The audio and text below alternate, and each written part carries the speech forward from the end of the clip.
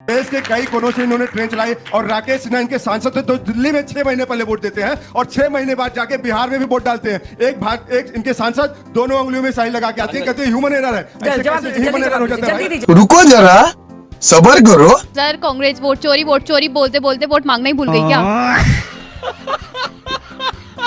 Sir मैं आपसे एक चीज कहना चाहूंगा, अगर आपको जीतना है तो सर सच्चे दिल से कह रहा हूं, आपको अगर जीतना है तो राहुल जी को इस कैंपेनिंग में मत भेजिए सर। कैंपेनिंग में भेजेंगे तो बीजेपी जीत जाएगी।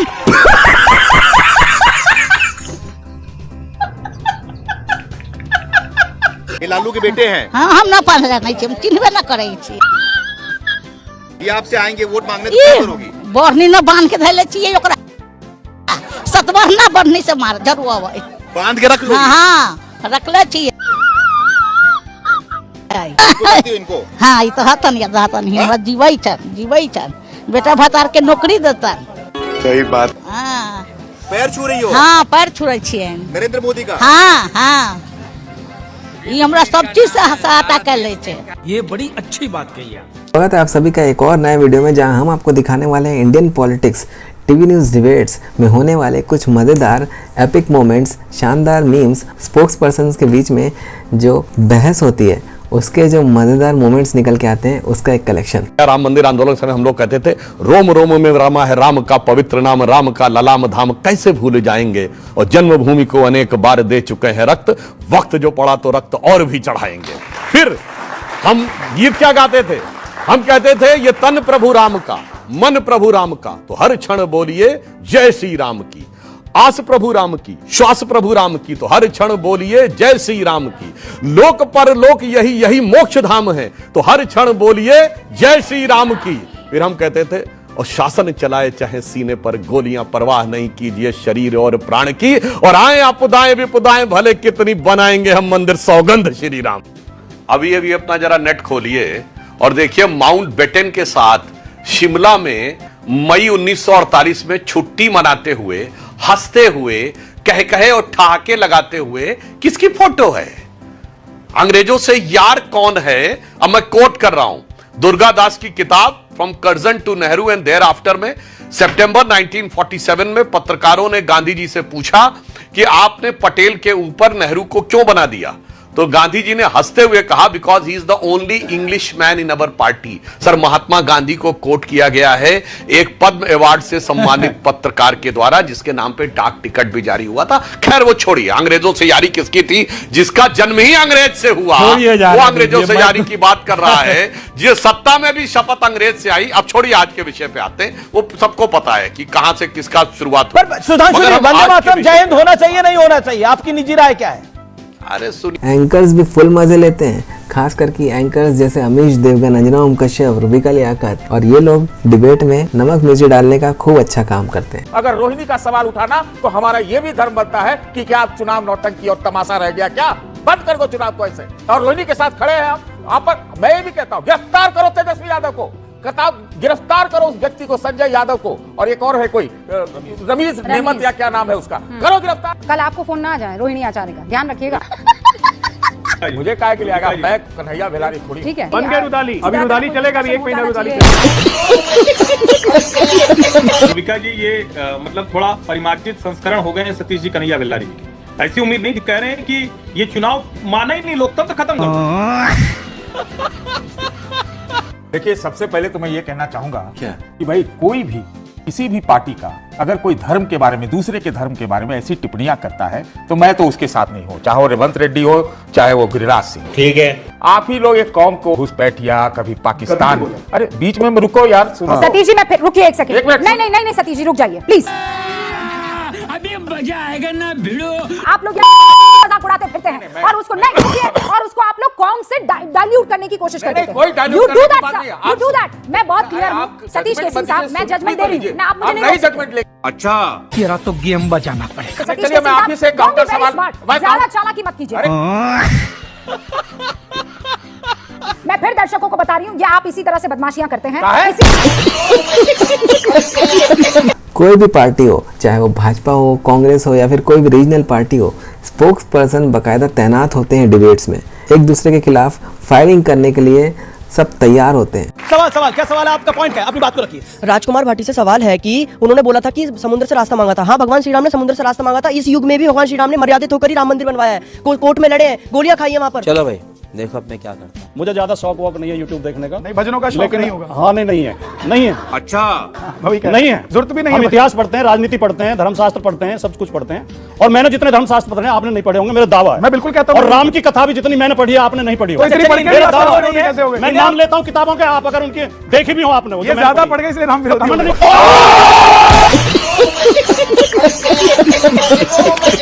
लोकतंत्र क्यों कमजोर हो रहा है? बहुत बढ़िया, इलेक्शन कमिश्नर को चीफ जस्टिस उसमें होना ही चाहिए, ये मेरा मानना। चलो भाई देखो अब मैं क्या करता हूँ। देखिए, मैं अपने छोटे भाई की बात का बहुत सम्मान करता हूँ, लेकिन फर्क मैं बता चुका हूँ। कानून बना दिया खिलाफ। ये ना संविधान का सम्मान करते हैं, ना ये आपका सम्मान करते हैं। आपने गौरव भाटिया से पूछा ना, आपने देखा कैसे दो जुड़वा भाई आ गए बीच में कूदने लगे। देखा ना। अब मैं आपको जो बताने जा रहा हूँ, गब्बर आएगा तो जय वीरू आएंगे। अगर गब्बर आया तो जय वीरू की जोड़ी आएगी। अच्छा, आपकी औकात बता रहा हूँ सर, बुरा नहीं मानना सर। मैं आपको बताता हूँ, ये जय वीरू की जोड़ी नहीं है। ये बंटी पब्लिक है, आपको लूटने आए हैं। ये संविधान की ताकत है कि जो संविधान को अब तक नहीं मानने वाले लोग थे, उनको भी बीजेपी आरएसएस को संविधान के आगे झुकना पड़ गया है। राहुल गांधी जी के मुंह से जब संविधान शब्द निकलता है तो मुझे आपातकाल का दिन वो याद आ जाता है। जब राहुल गांधी जी के मुंह से संविधान निकलता है तो 1983 का याद आ जाता है। जब राहुल गांधी जी के मुंह से संविधान निकलता है तो आज ये एसआईआर पर रट्टी लगाए हुए ना। मैं पूछता हूँ साहब, 1952, 53, 57, 61, 66, 65, 83, 84, 87, 89, 2002, 2003, 2004, 95, 96 में एसआईआर हुआ था। कौन से वहां के संविधान की धज्जी उड़ा के आपने कौन से इलेक्शन कमीशन को खरीदा था? सरकार आपकी थी, रिपीट आप हो रहे थे वहां। अगर वोट कहते हैं प्रक्रिया पे है, नहीं प्रक्रिया पे आपके समय प्रक्रिया दूध की धुली थी, अब आके सब बिक गई। और स्पोक्स पर्सन जो नहीं भी भिड़ना चाहते हैं उनको भी भिड़ा दिया जाता है। और ये होना भी चाहिए, इसी से इनकी असलियत सामने आती है, इनकी विचार सामने आते हैं कि किसके विचार कैसे हैं, चाहे वो विरोधी हो चाहे वो रूलिंग पार्टी हो, सब स्पोक्स पर्सन की सच्चाई सामने आती है। अगर कोई रिलीजियस किताब को इस तरीके की चीजों से संबोधित करता है तो आपके हलक के नीचे कैसे उतर जाता है सर? मैं देखिए, वो उनसे पूछिए किस संदर्भ में बोला है। मैं कुछ नहीं हूं, कोई नहीं होता हूं टिप्पणी करने वाला। अच्छा, आप क्यों बच के निकल रहे हैं? आप कह दीजिए रुबिका लियाकत कोई किसी रिलीजियस किताब पर कोई टिप्पणी करेगा। अरे मैंने नहीं किया ना, मैं उनका ठेका ले रखा हूं। तो सुनिए सर, आपने फिर किसी और का भी ठेका नहीं है ना? आज ये क्लियर कर दीजिए। हाँ, किसी का ठेका नहीं ले रखा। तो गेम बजाना पड़ेगा। ना बिदुड़ी का ठेका लेंगे आप, ना गिरिराज का ठेका लेंगे आप, ना साध्वी प्रज्ञा का ठेका लेंगे आप, ना किसी और साधु संत का ठेका, किसी का ठेका नहीं लेंगे आप। ये आप बोल दीजिए। बस हवा निकल गई। Bye bye, tata. क्या है रंजू देवी की, क्या बोला बताइए? वो जो वीडियो जिसकी आप बात कर रहे हैं वो हाफ डाला गया है, वो हाफ है। आप पूरा सुनिएगा तो देखिएगा कुछ और पा जाइएगा। अच्छा, हमको सिखा दिया है। आप देख तू। मैं अपने आदरणीय दीदी जी को एक उनके सवाल का जवाब देना चाहूँ। उन्होंने कहा कि उनको सबसे बुरा लगता है जब नरेंद्र मोदी जी आते हैं बिहार में प्रचार करने के लिए और स्कूल को बंद कर दिया जाता है। तो आप जान लीजिए कि नरेंद्र मोदी जी इतने लोकप्रिय नेता हैं कि उनको देखने के लिए इतनी भीड़ उमड़ती है। अगर उसमें कोई बच्चे को कुछ हो जाए तो फिर आप ही लोग सवाल उठाएंगे कि उस बच्चे का क्या हो गया, सरकार क्या कर रही है। और एक चीज आपने कहा कि मंजू देवी जी का वीडियो आधा अधूरा है। तो आप पूरे देश को इस चैनल के माध्यम से बता दीजिए कि वो पूरा वीडियो क्या है, ताकि सबको सब सच पता चल जाए। खत्म। हिंदू आतंकवादियों से भी खतरनाक है राहुल गांधी का ये बयान, आपने कभी सुना है क्या? मैं बताता हूँ सर, 2009 का है। 10 साल में जी न्यूज में सबसे ज्यादा गंद। व्यक्तिगत मत होइए, व्यक्तिगत मत होइए। 10 साल का हिसाब, फिर 10 साल का हिसाब मत कीजिए।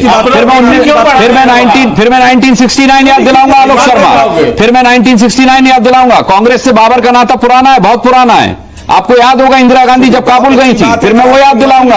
1995 में जब बीजेपी पहली बार गुजरात में जीती थी, छोटा सा ऑफिस था उनका कानपुर में। मोदी जी बाहर बैठे थे, खाकरा खा रहे थे।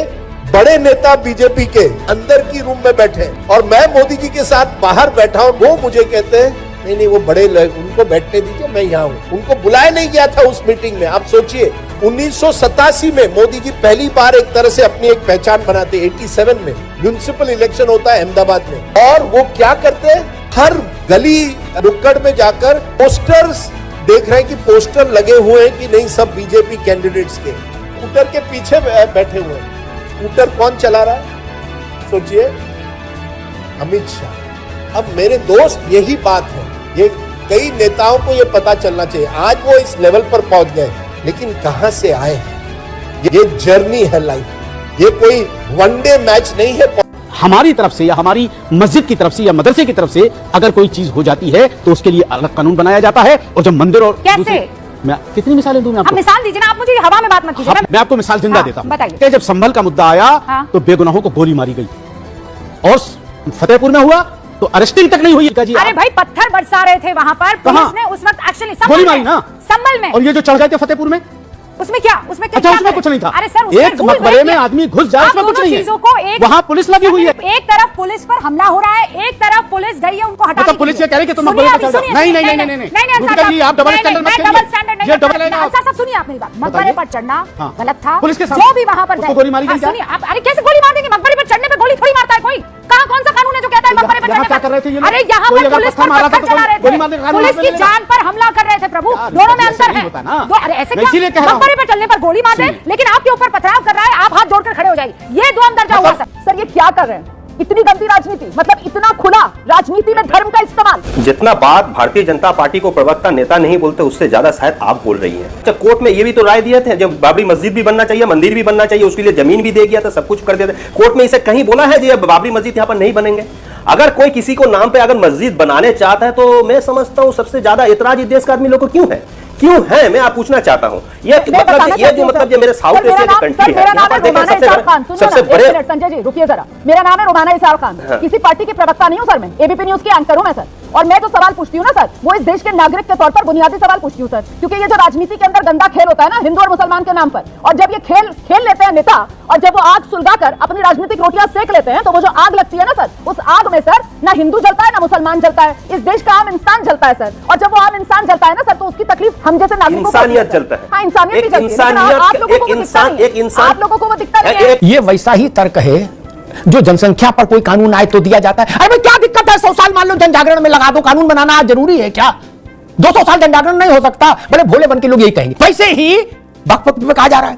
मैं बता दूं नाजिम साहब, 1931 में भी वक्फ प्रॉपर्टी का रजिस्ट्रेशन कानूनी तौर पर अनिवार्य था। आप लोगों के साथ दिक्कत यह कि आप कानून को ठेंगे पर रख लेते हो ना यार। 1931 में भी वक्फ प्रॉपर्टी का रजिस्ट्रेशन मैंडेटरी किया था अंग्रेजों ने, लेकिन आप तो तौलिया कल्चर से चलते हो कि जहां दम रख दिया वो जमीन हमारी। 1931 में भी मैंडेटरी था। 1931 में तो मैनुअली हो रहा था, तब क्यों नहीं कराया? तब तो भाजपा थी नहीं, ना बजरंग दल था। पान खाते, चूना हाथ में लेते और चले जाते खड़ामा रजिस्ट्रेशन कराने। नहीं कराए क्यों? मैंने छोड़ा यार, रजिस्ट्रेशन क्या होता है? भैया बैठे दिल्ली में, लखनऊ में। अब वक्त बदल गया, रजिस्ट्रेशन कराना पड़ रहा है। वक्त तो पार्लियामेंट को भी अपने अधीन ले लिया। इंदिरा गांधी एयरपोर्ट IGI को अपने अधीन बता दिया। ऐसे वक्त से कागज नहीं देखेंगे तो वो पूरा देश अपने अधीन कर लेंगे, जेब में मुतवल्ली। इसलिए कागज तो दिखाना ही होगा। देश के लोकतंत्र को छोटा मत दिखाइए। व्यक्तिगत आपकी दुश्मनी, व्यक्तिगत उनसे ईर्ष्या, द्वेष, दो चार सवाल ले लेते हैं उसके बाद। देखिए, व्यक्तिगत स्तर पे कई नेताओं का बड़ा सम्मान होता है। याद है डॉक्टर राधाकृष्णन वाइस प्रेसिडेंट थे, जब वो रशिया गए, स्टालिन उनको खुद रिसीव करने आया, तो उनसे कहा गया आप ये क्या कर रहे हैं साहब? तो विदेश मंत्री जाता है, और ये तो प्राइम मिनिस्टर छोड़िए प्रेसिडेंट भी नहीं है, ये वाइस प्रेसिडेंट को आप रिसीव करने क्यों जा रहे हैं? तो स्टालिन ने कहा मैं वाइस प्रेसिडेंट को रिसीव नहीं करने जा रहा हूं, डॉक्टर एस राधाकृष्णन जैसे विद्वान व्यक्ति को रिसीव करने जा रहा हूं जिसको मैंने पढ़ा। तो इसलिए मैं कहता हूं respect is always not demanded, it is also commanded. Sudhanshu ji, हम तो ये जानते थे कि मेहमानों को मिठाइयां खिलाई जाती है, लेकिन हम पिछले 24 घंटे से अपने मेहमान को जो है सिगरेट पिला रहे हैं। मैं ये बात इसलिए बोल रहा हूं क्योंकि लास्ट 24 आवर्स में प्रेसिडेंट पुतिन ने 24 सिगरेट पी ली, और वो हमारे स्पेशल गेस्ट हैं इसलिए क्योंकि अंजना मैम ने उनका आजादी के बाद से सबसे बड़ा इंटरव्यू किया है, तो आपको ये ख्याल रखना चाहिए। ये दोहरी मानसिकता वाले लोग हैं जो जय फिलिस्तीन बोलेंगे लेकिन वंदे मातरम नहीं बोलेंगे, भारतीय सेना से सबूत मांगेंगे लेकिन वंदे मातरम नहीं बोलेंगे। अरे वंदे मातरम कोई धार्मिक गीत थोड़ी है, हमारे देश का गीत है और हम सभी को बोलना चाहिए वंदे मातरम। इन्हें क्या दिक्कत है? हिल जाएगा। कांग्रेस के किस लीडर ने कहा कि वंदे मातरम नहीं गाना चाहिए? एक लीडर का नाम बताओ यार। पारवे को भावा कहना मुझे नहीं लगता कि अनुचित है। वंदे मातरम हमारी विरासत से जुड़ा हुआ है। युवा पीढ़ी अगर नहीं जानेगी कि वंदे मातरम किसने लिखा, क्यों लिखा, कैसे गाया गया, कितने लोगों की जान गई और कितने लोगों ने अपना खून बहाया है। तो पता है पहला तिरंगा जब लहराया था बर्लिन में, उस पर वंदे मातरम लिखा हुआ था, चक्र नहीं था। कांग्रेस ने अपनाया था, मैंने नहीं कहना नहीं अपनाया। वो छंद क्यों काटे? किसको खुश करने के लिए काटे? दुर्गा माँ का नाम क्यों काटा? किसको खुश करने के लिए काटा? ये तुष्टीकरण की राजनीति क्यों हुई इस देश में? लगातार आपको तुष्टीकरण की राजनीति की जा रही है। फिलिस्तीन का बक्सा लगा के आप पार्लियामेंट पहुंच सकते हैं, आप संसद को चलने नहीं देते हैं। 3-2 सत्रों से संसद का सारा समय इन्होंने वेस्ट कर दिया, वो संसद का समय व्यर्थ नहीं होता। और राहुल गांधी को फिर सरकार या मतलब मैं ये कहती हूँ राष्ट्रपति भवन से निमंत्रण क्यों नहीं मिला? विपक्ष को तो निमंत्रण मिल सकता था। राहुल गांधी ऑपोजिशन के लीडर है। नहीं देखिए मीनाक्षी, इस पर हम लोग लगातार बात कर रहे हैं। मैं फिर से दोहरा रहा हूं, लोकतंत्र में विपक्ष की महत्वपूर्ण भूमिका होती है और निश्चित तौर पर यह परंपरा होनी चाहिए कि नेता प्रतिपक्ष भी ऐसे आयोजनों का हिस्सा हो। एकदम इसमें कोई इफ बट नहीं, तो किंतु परंतु नहीं है कि कोई एक सरकार होगी और सरकार सब कुछ अपने हिसाब से तय करेगी। लेकिन एलओपी क्यों परंपरा में क्यों उसको शामिल किया गया?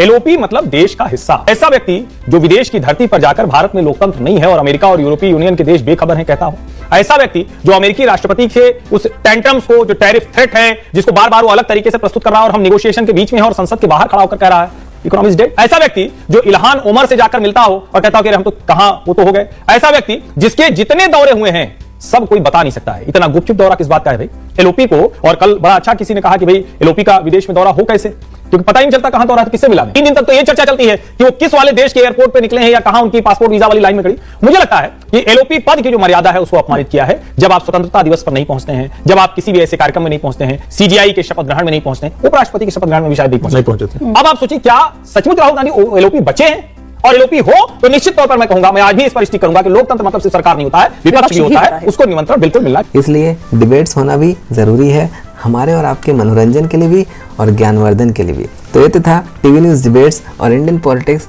और आज भारत में जो चल रहा है उसका एक छोटा सा दृश्य। ऐसे और भी कई सारे वीडियोस हम आपके लिए लाते रहेंगे।